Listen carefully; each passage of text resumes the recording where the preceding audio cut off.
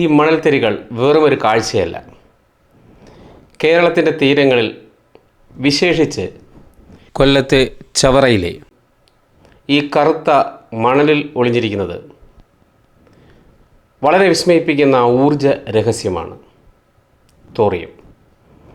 ഭാരതത്തിൻ്റെ ഊർജ സ്വപ്നങ്ങൾക്ക് ചിറക് നൽകുന്ന ഈ അത്ഭുത ലോകം ഭാവിയിലെ ഇന്ധനമാണ്. നമ്മുടെ സ്വന്തം തീരത്തെ ഈ മണൽത്തരികൾ എങ്ങനെ ഒരു രാജ്യത്തെ മുഴുവൻ പ്രകാശിപ്പിക്കും എന്ന് നമുക്ക് ഈ ഒരു വീഡിയോയിലൂടെ കാണാം. ഹലോ ഡിയർ ഫ്രണ്ട്സ്, എല്ലാവർക്കും റോംബസ് സയൻസിൻ്റെ മറ്റൊരു വീഡിയോയിലേക്ക് സ്വാഗതം. ഒരു വിദേശ രാജ്യത്തെയും ആശ്രയിക്കാതെ ഊർജ സ്വയം പര്യാപ്തത നാം നേടുവാൻ ഇനി ഏതാനും വർഷങ്ങൾ മാത്രം. ഭാരതം കാത്തിരുന്ന ആ ചരിത്ര നിമിഷം ഒടുവിലെത്തിയിരിക്കുന്നു.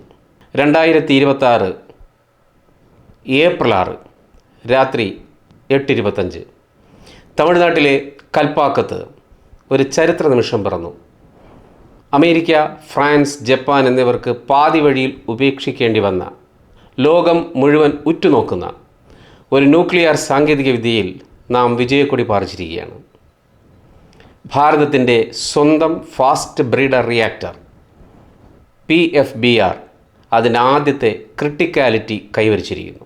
റഷ്യ കഴിഞ്ഞാൽ ഈ സങ്കീർണ സാങ്കേതിക വിദ്യ നേടുന്ന രണ്ടാമത്തെ രാജ്യമായി ഇന്ത്യ മാറിക്കഴിഞ്ഞു. എന്താണ് ഈ നേട്ടത്തിൻ്റെ പ്രാധാന്യം? വെറുമൊരു ആണവ വൈദ്യുത നിലയം എന്നതിലുപരി ഇന്ത്യയുടെ ഊർജ സ്വയം പര്യാപ്തതയിലേക്കുള്ള ഒരു വലിയ ചുവടുവയ്പ്പാണ് ഈ ക്രിട്ടിക്കാലിറ്റി വഴി നാം നേടിയെടുത്തത്. സാധാരണയായി ഏതൊരു ഇന്ധനവും കത്തുമ്പോൾ അത് തീർന്നു പോകുന്നു. ഒരു ബ്രീഡർ റിയാക്ടറിൽ ഇന്ധനം ഉപയോഗിച്ച് ഊർജ ഉൽപ്പാദനം നടത്തുന്നതോടൊപ്പം പുതിയ ഇന്ധനം നിർമ്മിക്കപ്പെടുക കൂടി ചെയ്യുന്നു. കേൾക്കുമ്പോൾ അത്ഭുതം തോന്നുന്ന ഈ മാജിക് ഇന്ത്യ എങ്ങനെയാണ് സാധ്യമാക്കിയത്? നമുക്ക് നോക്കാം. സാധാരണ ന്യൂക്ലിയർ റിയാക്ടറുകൾ യുറേനിയം ഉപയോഗിച്ച് പ്രവർത്തിക്കുകയും വൈദ്യുതി ഉൽപ്പാദിപ്പിക്കുകയും ചെയ്യുന്നു. എന്നാൽ ഫാസ്റ്റ് ബ്രീഡർ റിയാക്ടർ ഒരു പടി കൂടി കടന്നതാണ്. ഇതിനെ ബ്രീഡർ റിയാക്ടർ എന്ന് വിളിക്കാൻ കാരണം അത് ഉപയോഗിക്കുന്ന ഇന്ധനത്തേക്കാൾ കൂടുതൽ ഇന്ധനം ഉൽപ്പാദിപ്പിക്കുന്നു. ഭാരതത്തിൻ്റെ യുറേനിയം റിസർവ് തീരെ പരിമിതമാണ്. 1-2% മാത്രമാണ് ഗ്ലോബൽ റിസർവുമായി തട്ടിച്ചു നോക്കുമ്പോൾ നമ്മുടെ യുറേനിയം ശേഖരം. മാത്രമല്ല, അവ വളരെ താണ നിലവാരം പുലർത്തുന്നവയുമാണ്. അതുകൊണ്ട് തന്നെ അത് എൻറിച്ച് ചെയ്ത് ഫിസൈൽ എന്ന് പറഞ്ഞാൽ വിഘടന വിധേയമാകുന്ന യുറേനിയമാക്കാനുള്ള ചെലവ് ഭീമമായിരിക്കുകയും ചെയ്യും. അക്കാരണത്താൽ നമുക്ക് ആവശ്യമായ ഇന്ധനം റഷ്യ, കസാഖിസ്ഥാൻ, ഫ്രാൻസ്, കാനഡ എന്നിവിടങ്ങളിൽ നിന്നും ഇറക്കുമതി ചെയ്യുകയാണ് ചെയ്യുന്നത്.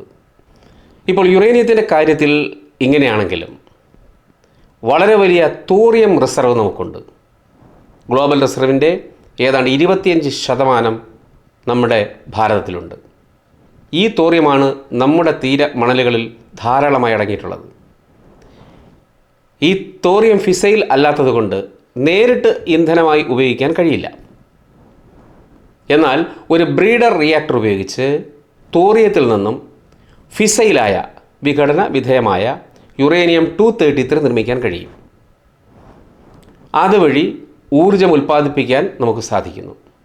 ഇവിടെയാണ് ഒരു പ്രധാന ഘട്ടം നാം പിന്നിട്ടത്. 3 ഘട്ടങ്ങളിലൂടെയാണ് നമ്മുടെ തോറിയം റിയാക്ടർ ടെക്നോളജി ഇവോൾവ് ചെയ്യുന്നത്. അതിൽ stage 1 PHWR pressurised heavy water reactor. ഇവിടെ നാച്ചുറൽ യുറേനിയം, ഇതിൽ കൂടുതലും യുറേനിയം 238 ആയിരിക്കും. വളരെ കുറച്ച് മാത്രമേ ഫിസൈലായിട്ടുള്ള യുറേനിയം 235 ഉണ്ടായിരിക്കുകയുള്ളൂ. ഈ ഇന്ധനം ഊർജം ഉൽപ്പാദിപ്പിച്ച് അതുവഴി വൈദ്യുതി ഉൽപ്പാദിപ്പിക്കുന്നു. ഇതിൻ്റെ ബൈ പ്രോഡക്റ്റായി പ്ലൂട്ടോണിയം 239 ഉണ്ടാകും. ഈ പ്ലൂട്ടോണിയം 239 ഫിസൈലാണ് എന്ന് പറഞ്ഞാൽ അതിനെയും വിഘടിപ്പിക്കാം. രണ്ടാമത്തെ സ്റ്റേജ് എന്ന് പറയുന്നത് പ്രൊഡക്ഷനാണ്. സ്റ്റേജ് 2 സ്റ്റേജ് 1 നിന്ന് ലഭിക്കുന്ന uranium plutonium mixed oxide MOX അതാണ് ബ്രീഡർ റിയാക്ടറിൽ ഇന്ധനമായി ഉപയോഗിക്കുന്നത്.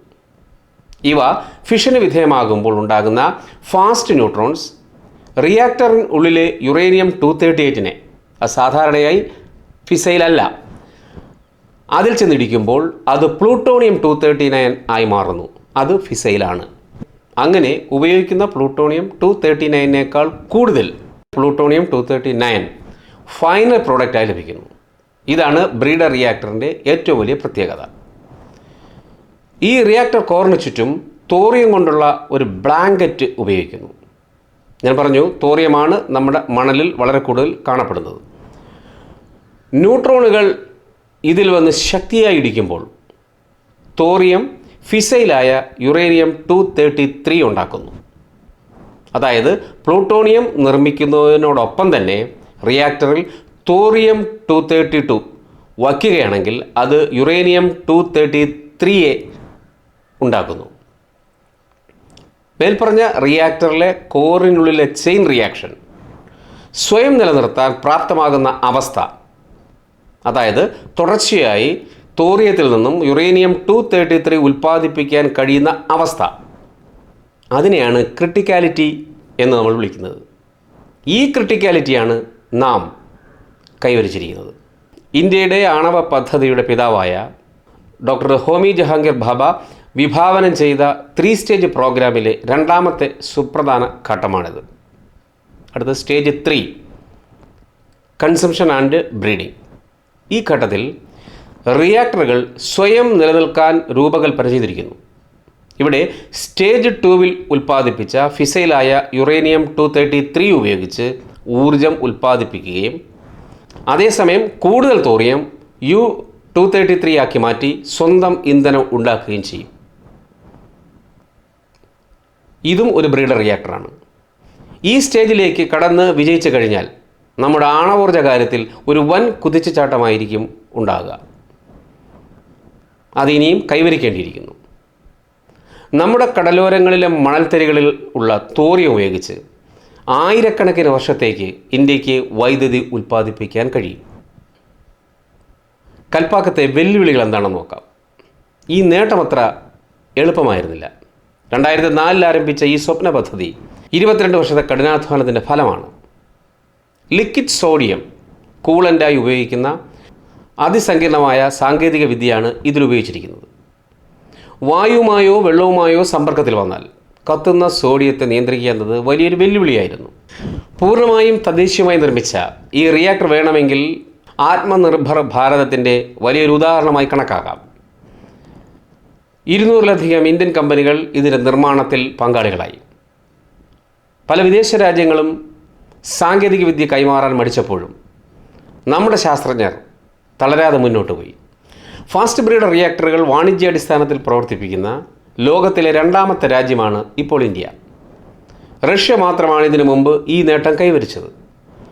അമേരിക്കയോ ചൈനയോ ജപ്പാനോ പോലും ഇത്രയും വലിയ തോതിൽ ഒരു ബ്രീഡർ റിയാക്ടർ വിജയകരമായി പ്രവർത്തിപ്പിക്കാൻ കഴിഞ്ഞിട്ടില്ല. 2070 നെറ്റ് സീറോ കാർബൺ എമിഷൻ എന്ന ലക്ഷ്യത്തിലേക്ക് നീങ്ങുന്ന ഭാരതത്തിന് ഈ റിയാക്ടർ ഒരു വലിയ മുതൽക്കൂട്ടാണ്. ശാസ്ത്ര സാങ്കേതിക മേഖലയിൽ ലോകം ഭാരതത്തെ ബഹുമാനിക്കുന്ന മറ്റൊരു നേട്ടം കൂടി അങ്ങനെ യാഥാർത്ഥ്യമായിരിക്കുന്നു. പ്രതിബന്ധങ്ങളെ അതിജീവിച്ച നമ്മുടെ ശാസ്ത്രജ്ഞർക്ക് ഒരു ബിഗ് സല്യൂട്ട്. ഈ വീഡിയോ നിങ്ങൾക്ക് ഇഷ്ടമായെങ്കിൽ ദയവായി ലൈക്ക് ചെയ്യുക, ഒപ്പം ഷെയറും ചെയ്യുക. ഇത്തരത്തിലുള്ള ശാസ്ത്ര സാങ്കേതിക കാര്യങ്ങളെക്കുറിച്ച് കൂടുതൽ അറിയാൻ ദയവായി ചാനൽ സബ്സ്ക്രൈബ് ചെയ്യുക. ഇതിനെക്കുറിച്ച് എന്തെങ്കിലും കമൻറ്റുകൾ നിങ്ങൾക്ക് രേഖപ്പെടുത്താനുണ്ടെങ്കിൽ അതും കമൻറ്റ് ബോക്സിൽ രേഖപ്പെടുത്തുക. ഇനി മറ്റൊരു ശാസ്ത്ര സാങ്കേതിക സംബന്ധമായ വീഡിയോയുമായി അടുത്ത ആഴ്ച കാണാം. അതുവരെ വളരെ നന്ദി, നമസ്കാരം. Thank you.